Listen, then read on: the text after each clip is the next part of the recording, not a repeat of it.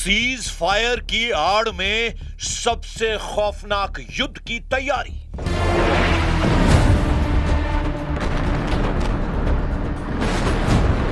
लगभग 40 दिन के युद्ध के बाद जिस तरह से अमेरिका ने ईरान के साथ 14 दिन का सीज फायर किया है, असल में वो 14 दिन का सीज फायर से ज्यादा रिचार्ज युद्ध की तैयारी साबित हो रही है।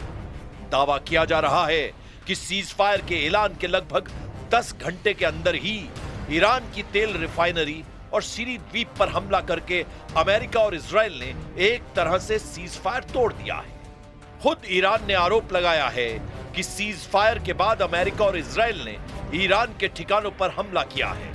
दावा तो यहां तक किया गया है कि ईरान ने पलटवार करते हुए सऊदी अरब, बहरीन, यूएई और इजराइल के ऊपर भी मिसाइल और ड्रोन से हमले किए हैं।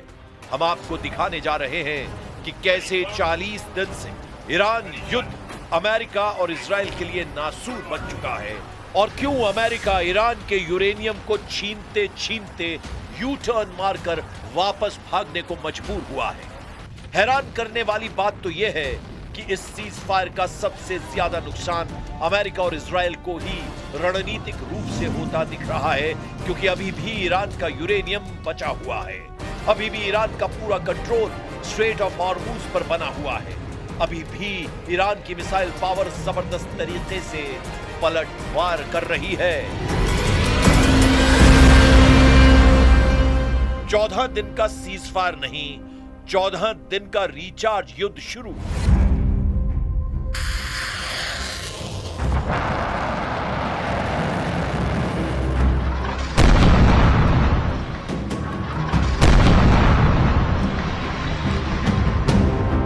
क्या वाकई में 40 दिन तक ईरान पर हमला करने वाले अमेरिका और इजराइल 14 दिन के सीज फायर के बाद ईरान पर हमला नहीं करेंगे, या फिर इन 14 दिनों में अमेरिका और इजराइल नए सिरे से ईरान पर भीषण हमले की तैयारी करेंगे, या पश्चिम एशिया में मौजूद कतर, सऊदी अरब, बहरीन, यूएई, कुवैत में अमेरिका अपने एयर डिफेंस को मजबूत करने में इस्तेमाल करेगा।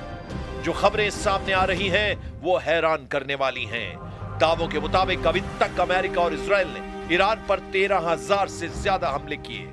इसमें निश्चित तौर पर ईरान की सैन्य क्षमता काफी कमजोर हुई है, लेकिन इतनी भी नहीं कि वो घुटने टेक दे। उसके भंडार में अभी भी सैकड़ों बैलिस्टिक और क्रूज मिसाइलों की क्षमता बनी हुई है।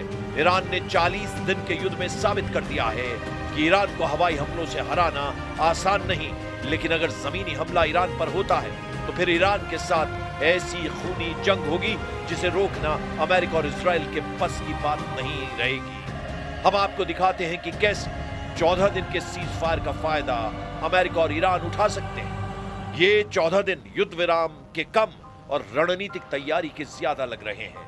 वर्तमान खुफिया रिपोर्टों और अंतरराष्ट्रीय मीडिया जैसे CSIS और ISW की रिपोर्ट के मुताबिक ईरान की नई युद्ध रणनीति और उसके अगले संभावित कदम कुछ इस तरह हो सकते हैं।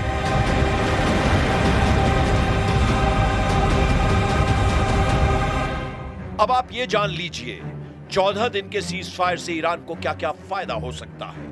एयर डिफेंस मजबूत करना आसान होगा, मिसाइल स्टॉक रीऑर्गेनाइज करना भी संभव होगा। चीन और रूस से टेक्निकल और इंटेल सपोर्ट बढ़ाने में 14 दिन ईरान के लिए काफी शानदार साबित हो सकते हैं। वहीं अमेरिका और इजराइल के लिए भी 14 दिन का सीज फायर रिचार्ज युद्ध साबित हो सकता है। ईरान पर अगली स्ट्राइक लिस्ट तैयार करना आसान होगा, टारगेटिंग और इंटेल अपडेट करना आसान होगा, क्षेत्र में सैन्य पोजीशन मजबूत करना जैसे हॉर्मुज में मौजूदगी आसान हो जाएगी। वहीं ईरान अपनी बची हुई मिसाइलों को स्थायी ठिकानों की बजाय ट्रकों और मोबाइल लॉन्चर्स पर शिफ्ट कर रहा है। इससे इजरायली उपग्रहों के लिए उन्हें ट्रैक करना मुश्किल हो जाएगा। परमाणु ब्रेकआउट की कोशिश, विशेषज्ञों का मानना है कि ईरान इस 14 दिनों के पॉज का इस्तेमाल अपने यूरेनियम स्टॉक को और अधिक संवर्धित करने के लिए तैयार कर सकता है, ताकि वो वार्ता की मेज पर परमाणु संपन्न राष्ट्र के रूप में अपनी स्थिति मजबूत कर सके। वहीं अमेरिका और इजराइल इंटेलिजेंस रिफ्रेश कर सकते हैं। जब युद्ध चलता है तो दुश्मन छिप जाता है। युद्ध विराम के दौरान जब ईरान की सेना मूवमेंट करेगी, तब अमेरिकी सैटेलाइट और इजरायली मोसाद उनके नए ठिकानों को पिन पॉइंट कर लेंगे। हथियारों के स्टॉक की भी बात कर लेते हैं। अमेरिका इजराइल को भारी मात्रा में बंकर बस्टर बम और इंटरसेप्टर मिसाइलें फिर से उपलब्ध करा रहा है, जो पिछले हमलों में खर्च हो चुके थे। अब 14 दिन में इसका दोबारा से रिचार्ज किया जाएगा। ये 14 दिन ईरान के नेतृत्व के भीतर डर पैदा करने के लिए है कि यदि वे 10 अप्रैल की वार्ता में नहीं जुटे तो अगला हमला निर्णायक होगा। इसका डर दिखाया जा सकता है। इधर इन 14 दिन में ईरान सीधे युद्ध की बजाय अपने एक्सेस ऑफ रेजिस्टेंस जैसे हिजबुल्ला, हूथी और इराकी मिलिशिया को फिर से सक्रिय कर रहा है, ताकि इजराइल को कई मोर्चों पर उलझाया जा सके। ईरान हॉर्मुज को पूरी तरह से माइन यानी समुद्री बारूदी सुरंगों से भर सकता है। इससे न केवल तेल की आपूर्ति रुकेगी, बल्कि पश्चिम देशों के युद्धपोतों के लिए भी वहां से निकलना नामुमकिन हो जाएगा।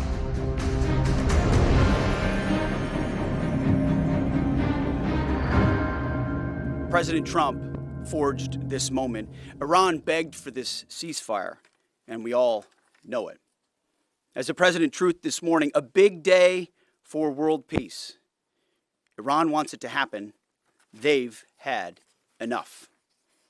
Operation Epic Fury was a historic and overwhelming victory on the battlefield. A capital V military victory. By any measure, Epic Fury decimated Iran's military and rendered it combat ineffective for years to come.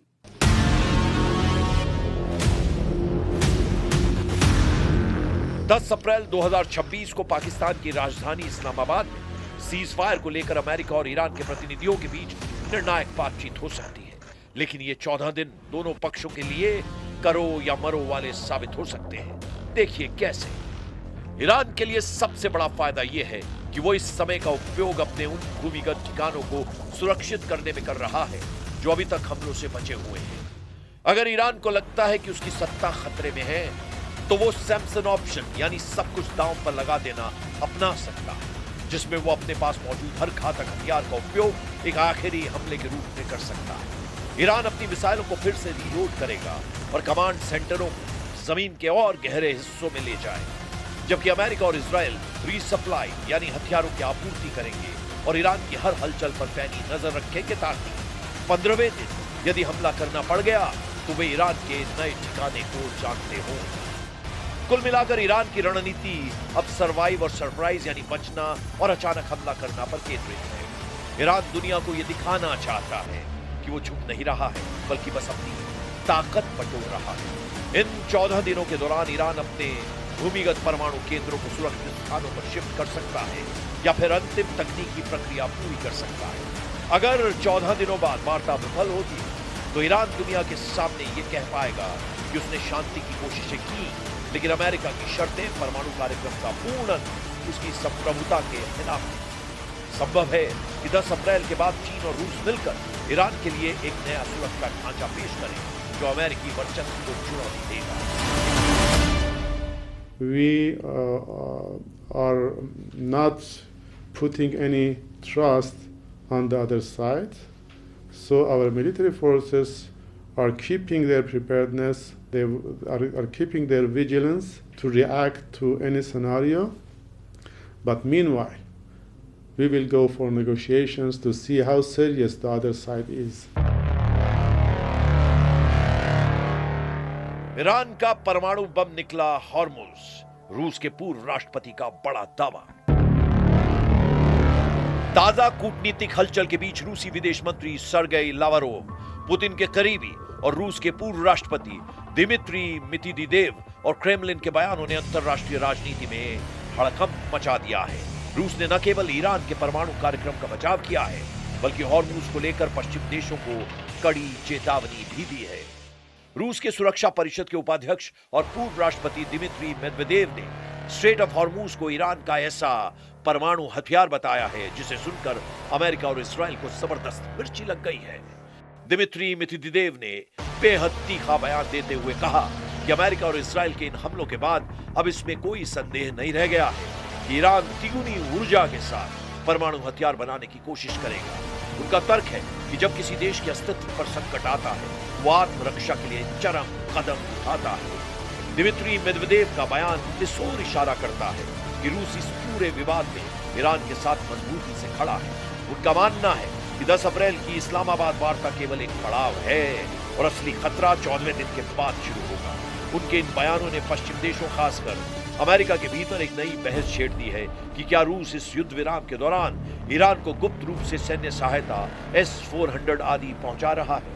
रूसी विदेश मंत्रालय ने स्पष्ट रूप से कहा है कि ईरान के परमाणु केंद्रों पर अमेरिकी और इजरायली हमले अवैध हैं, विनाशकारी हैं और रूस इसे बर्दाश्त नहीं करेगा। रूस ने चेतावनी दी है कि यदि ईरान के परमाणु ठिकानों पर हमले नहीं रुके तो ये पूरे यूरेशिया क्षेत्र के लिए परमाणु विकिरण का खतरा पैदा कर सकता है। रूस ने चेतावनी दी है कि यदि हॉर्मुज को सैन्य बल से नियंत्रित करने की कोशिश की गई तो ये वैश्विक तेल और गैस बाजारों में असंतुलन का महाविस्फोट होगा। रूसी बयानों के बाद अमेरिका और इजरायल में हड़कंप मचा हुआ है। रिपोर्ट्स में दावा किया गया है कि रूस ने ईरान को गोपनीय तरीके से उन्नत सैन्य उपकरण और S-400 मिसाइल डिफेंस सिस्टम की तकनीक मुहैया कराई है। रूस के विदेश मंत्री सर्गेई लावारोव के बयान से संकेत मिलता है कि रूस इन 14 दिनों के युद्ध विराम का उपयोग ईरान की रक्षा प्रणाली को मजबूत करने में कर सकता है। कुल मिलाकर देखना होगा कि अगले 14 दिन तक क्या सीज फायर टिक पाएगा, क्योंकि ईरान का दावा है कि सीज फायर के ऐलान के 10 घंटे के अंदर ही उस पर हमला हुआ है। अब देखना होगा कि ईरान आगे कैसा और क्या फैसला लेता है।